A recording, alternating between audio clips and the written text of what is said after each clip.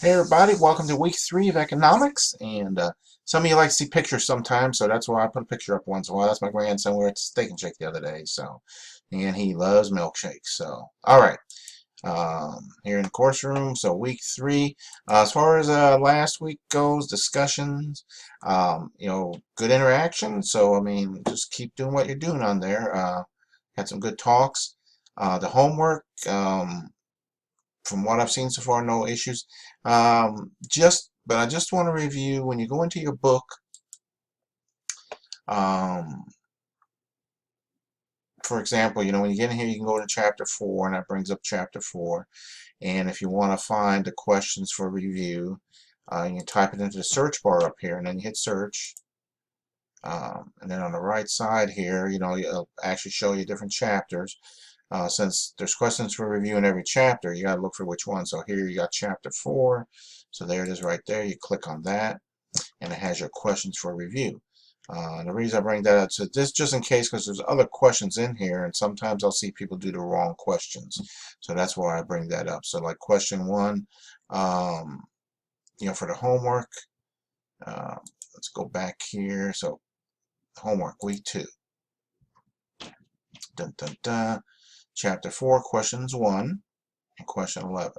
So you go into your book, question 1, and you have A, B, C, and D there. So you just explain the difference. So you don't have to make any charts or graphs or nothing. You're just explaining what they are, basically.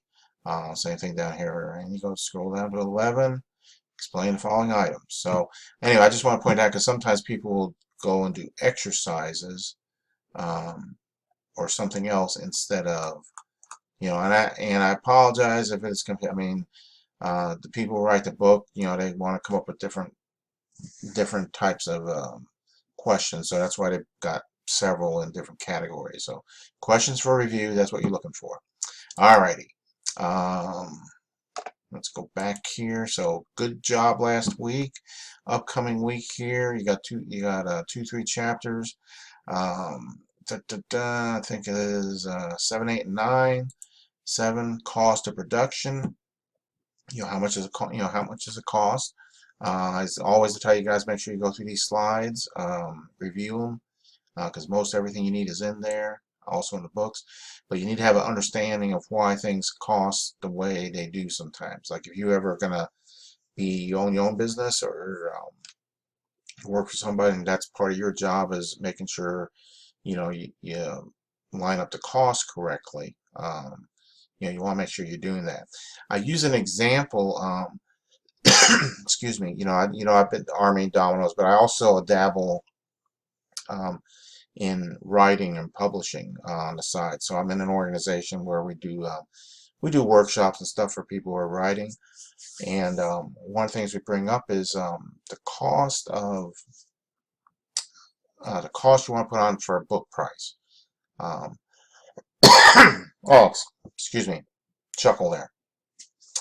But people who do like independent writers, they write their books, they put it out there. You got to figure out how much it costs. If it costs $5 to actually print the book, and you're selling it for $10, that's not necessarily $5 in profit, because in a bookstore they're going to get 40 or 60% of the sale price. So if you got a bookstore that's going to take 60% of that sale price, they're going to take $6 off that $10 book. But it costs you $5 to print it. You've actually lost $1 doing that. That same theory there applies to anything else, be it burgers, pizza, soda, whatever the case is. There's the costs that go into the product, what you sell for it, minus other things that come out later. I use yeah, I can use your P&L here. Let me see if I got another one. Yeah, I got a better one than this, I think. But oh, here, like I said, you got all these different things that go into the cost. Store variable costs, payroll taxes.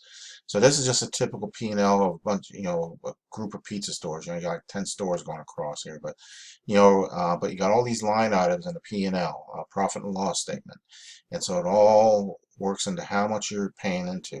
The other thing I mentioned before, you might have heard in some other classes I talk about, is in business, most people think in percentages. Uh, here you got all these percentages. Total sales adds up to 100% right there. And then you start subtracting all these different percentages. So when you get down to the bottom, you um, you have something left over or you don't, depending if you did good or bad. But point being is, all these different things that go into cost, and you have to price a product or a service so that after all these things come out, you're breaking even, or you're going to make money or lose money. You only got 100%. If you spend 110%, that's not good. If you only spend 80% and you got 20% left over, then that's what you want to be at. But again, regardless of what the business type is, these line items can be different names, but you still got them, and they all add into the cost of the business. And then when you're left over, it just depends on what you're going to be left over with. So, what am I looking at here? I'm just looking to find something for you. This term EBITDA, that's earnings before interest, taxes, depreciation, amortization. Interest, tax, interest, depreciation, amortization. So that's how companies gauge how well they do, how much they got left over. Then, of course, they take out those expenses, but still, it's a gauge on how you're doing before you have those other expenses. So I just, that's just a little, snapshot there. But anyway, on cost and how, how you, what you call it, the cost of production, be it a factory or whatever the case. How much does this widget cost? That widget cost? How much does it take to pay the guy that does it, the guy that delivers it, all of it. So that's part of cost of production there. So, all right, enough on that one. Then the other one is profit maximization, competitive supply. And then this one over here, you've also got competitive markets. Again, look at just about anything. I use pizza again. Pizza places all pretty much same price. They got all these different coupons. Burger places, same price. You can go in and you'll find that little dollar burger, or you can buy the $3 burger at $5. Depending on where you're. But I mean, it's what they call competitive, and being competitive is what drives business. It what keeps people in business, but it also drives people out of business, depending on what the case is. So. It just depends. So again, that's part of being competitive, and how you analyze it. And a lot goes into analyzing markets. They go into demographics, what's the income in the different areas. Back when, like say in the pizza days, we did, we do marketing every week. You get the junk mail you get in the mail. That is pre-sorted based on the demographics of the area you live in. Because I know when we would schedule where we're going to do our advil drops and things like that, there would be some zip codes that would be excluded because they just don't buy pizza or buy a lot of it.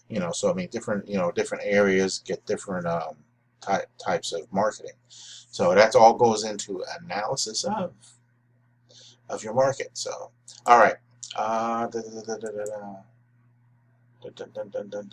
Okay, so that's presentations. The upcoming discussion is going to be on. All right, firm pays an accountant to retainer or 10 days. Is this economic? Okay, we're talking about something in the textbook or slides, not So every time I do this class, I have people who don't read the book and then they come up with their own definition of what economic cost is. So I just kind of emphasize that for you. All right, and the homework. Okay, again, and I just mentioned review questions, so make sure you're looking at the right ones. And from the homeworks I've seen, I mean, everybody's doing fine. No real issues, so I hope everybody's learning stuff on that. And what else? I think that's just about it. So I'll keep this as short as I can here. Okay, so that'll be it. If you need anything, like I say, everybody's doing good, but get in touch if you need anything.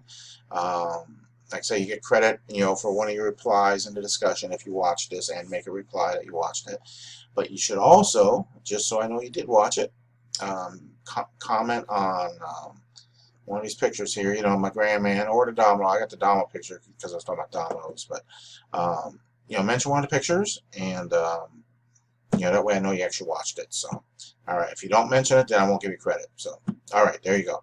All right, well, you guys have a great week. If you need anything, some of you have been in touch with me, so if you need anything, get in touch. All right, that's it. Great week. Bye.